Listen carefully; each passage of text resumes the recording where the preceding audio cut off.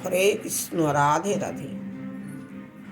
পৌষ মাসের 29 তারিখ বুধবার যে একাদশী, এই একাদশীটির নাম হচ্ছে ষঠতিলা একাদশী।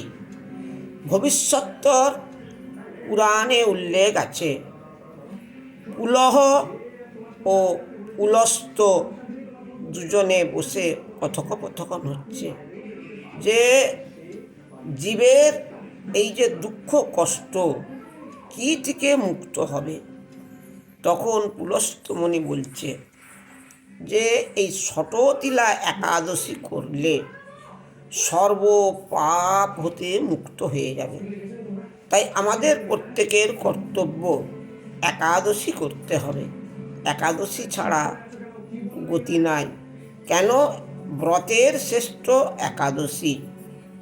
আগামী 29শে পৌষ বুধবার কৃষ্ণপক্ষের যে একাদশী, সেই একাদশীটির নাম ষঠতিলা একাদশী।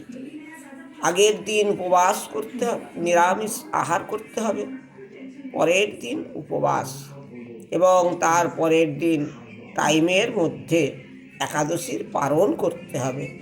পয়লা মাঘ বৃহস্পতিবার সকাল 10টার মধ্যে একাদশীর পালন। তাই প্রত্যেকের কর্তব্য একাদশী ব্রত পালন করা। তাহলে একাদশীটি কবে?